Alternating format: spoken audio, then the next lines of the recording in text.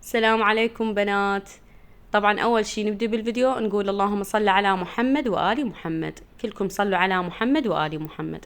شخباركم أموركم؟ آسفة كلش، أنا يعني بحقكم قصرت، وهواي راسلتوني وهواي سألتوا عني، وصراحة ما أدري يعني يمكن هذا الاكتئاب مالت لزمة الموبايل. هواي القناة ترى همين نسوي حالة نفسية من الاكتئاب، لأن دائما تسجيل وضغط وهيك وتقلبين بالتليفون. فأنا يمكن ما يعني لين ما متعودة على هيك شيء. المهم رجعت لكم بقوة إن شاء الله. حتى لو يعني كل 3 أيام 4 أيام أنزل فيديو تقبلوها مني، لأن الصراحة جاي أرجع نفسي إنه أتعود على القناة. فهذا جواب للبنات اللي يقولون المن تقولين حطوا لايك وحطوا اشتراك. فهسه أقول لكم حطوا لايك وحطوا اشتراك، اللي نسى تخلي حتى يجيني الواهس. فهذا جوابي إلها إنه ماكو ترى، يعني مو على مود الفلوس وشي. شوفوا آخر فيديو إيش قد صار لي أنا من نزلته، وشوف هذا الفيديو. يعني لو أنا على مود الفلوس أقولكم حطوا لايك وحطوا اشتراك، كان يوميا أنزل فيديو. بس يعني هيك ترى تسلية وياكم والله. المهم فبديت لكم من العصر، وسوينا دوق وغسلنا الطارمة، وجيت للطباخ جلفته جلفة معدلة وطلعت وجهه. وخلنا نسولف على المدارس. بما انه هسه طبعا وين ما افتح التليفون، على الانستا، على التيك توك، على اليوتيوب، كلها تحكي على المدارس وعلى تجهيزات المدارس. فانا الصراحة اللي احب افيدكم بيه واللي انا استفاديت من عنده، انه لا تضغطون على نفسكم بتجهيز المدارس. شنو الموجود؟ طبعا هاي الجبنة المخبوط وياها برتقالي ما عجبتني ابد، لان حسيت بيها طعم الحليب. اذا يعني انتو تتقبلون طعم الحليب بالجبن يجوز تحبوه، بس انا ما حبيتها. ذيك النوعية الثانية كانت احسن. وتعرفون البيتزا مالتي كلها اقتصاد، ما اتقيد باي شي، ما موجود لحم قليل، لحم هواية، صلصة موجودة، صلصة ما موجودة، ماكو يعني اسويها يعني اذا خليت شي ببالي. المهم ادبرها وفرها اسويها اكله. هنا ما كان اكو فلفل، ما كانت اكو صلصه، خليت كجب، خليت زيتون، خليت الحميسه اللي حمستها يمكن كانت دجاج، ما ادري لحم، والله ما اذكرها، يعني مصورتها لكم من زمان هذا الفيديو. هاي الجبنه الزينه. المهم بنات لا تتقيدون بشغلات المدرسه الا جديد، والا كله يعني شلون ما تقولون كله اخر حبه. صراحة أني عن نفسي ما أحب أشتري شي رديء. يعني الصداري كله 30 35، هاي أسعار الصداري. ما أجيب الصدرية أم 15 وأم 20. ليش أكذب عليكم؟ ما أجيب هاي الصدرية. بس يعني أجيبها السنة الجاية يجوز ما أجيب الصدرية، إذا أشوفها بعدها مناسبة لبنتي وبعدها قدها وما بيها مشكلة، لأن فلوسها بيها. فما أجيب السنة الجاية صدرية. أجيب لها مثلا جنطة، أجيب لها قميص، أجيب لها تيشيرت ويا القميص. يعني ما أحرمها، أعوضها بغير شي. بس بمكان ما أشتري كله يعني صدرية وجنطة وقميص وكلهن يعني جديدات ورديئات من النوعية شلون تقولون أم 10 وأم 15 يعني هاي النوعيات تكون مو زينة بسرعة تحبب. والله هي حتى أم 30 هم قام تحبب. فالمهم يعني أوصل لكم الفكرة أني، إنه إذا اشترينا هالمرة الحاجة زينة مثل صدريتها وبعدها زينة وبيها يعني عمر إنه هي تلبسها، ليش ما تلبسها؟ يعني ليش تبذر؟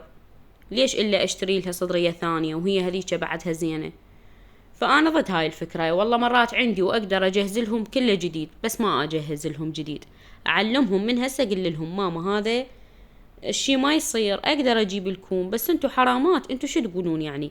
اما كان ما اجيب صدرية ثانية، شنو رأيكم؟ مو اجيب جنطة احسن؟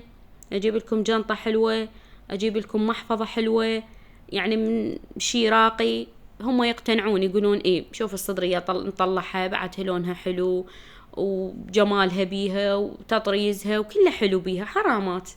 فهم يقتنعون ويمشون وياي بهاي الفكرة، ما عندهم مشكلة. واي وحده تحكي من الطالبات تلقي لها صدريه العام هاي ما ادري شنو، مالك علاقه بيها، انت بجايبه غير اشياء. لانه اذا واحد يبقى كله جديد وكله والله شنو هذا ما تقبل، وهاي خاف تقلد عليها وهاي خاف تحاكيها، هاي يعني نهيبه. والله صدق بنات يعني هاي نهيبه. فاحنا على الموجود عندنا. ان شاء الله انا هاي السنه خياط الصداري، ما راح اشتري صدريه جاهزه، يعني شفتها انسب بهواي. اذا صداري جاهزة الوحدة ب30 او ب35. فانا اشتريت قماش ودزيته للخياطة وانطيتها الفصال اللي انا اريده، وان شاء الله اذا كملتهن اراويكم اياهن. كان سعر المتر 6000، والقماش حلو يعني ثقيل مو هيك خفيف. وهو هذا الخياط اعطانا ضمان بيه، قال هذا القماش بايام المدارس من تبدي المدارس اهل المحلات ياخذوه ويخيطوه، والله انصحكم بيه وما يبقى عندنا يخلص. فاحنا اخذناه. بعد بالنسبة للقمصان، انا ما اجيب لهم 2 قمصان. هو طبعا صراحة يحتاجون شي ابيض 2، يعني تيشيرت وقميص، قمصان 2. انا بالنسبة الي ما احب اجيب لهم 2. هنا هاي طماطة سويت للريوق وطلعت الغراض بالثلاجة. كان عندي سمك ونازل المي من عنده وصاير زفرة بالثلاجة، فطلعتها حتى اغسلها. بنات فمثل ما قلت لكم يعني هم يحتاجون شيء ابيض 2، تيشيرتات 2، قمصان 2، تيشيرت وقميص، لانه حارة الدنيا ويحتاج مثل هذا ينغسل يلبسه ثاني يوم، يعني هيك يتبادلا، لانه اذا واحد وحده هم تتعب اللبسه. فانا صراحة ما اشتري قمصان 2، لان القميص اذا تردي لك قميص فد حلو مرتب سعره 15-20، هذا سعر القميص. التيشيرت يكون انسب من عنده 10-8، هيك سعر التيشيرت. فانا اخذ تيشيرت وقميص، يعني لكل وحدة منهم اخذ لها تيشيرت وقميص، تيشيرت وقميص. اخذ لهم فد زوجين جواري يعني لكل وحدة من عندهم، وكالونات همين كل وحدة 2، لان هذني تستهلكهن دائما تلبسهن.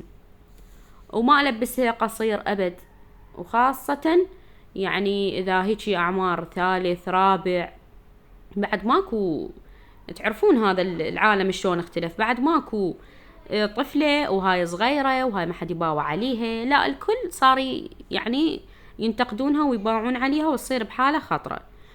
فالصدرية تكون شوية طويلة، والكالون دائما وياها كالون. وحتى اللبس مالت القميص مو ربع ردان، دا احاول نص ردان او ردين، يعني فد شي يسترها طويل.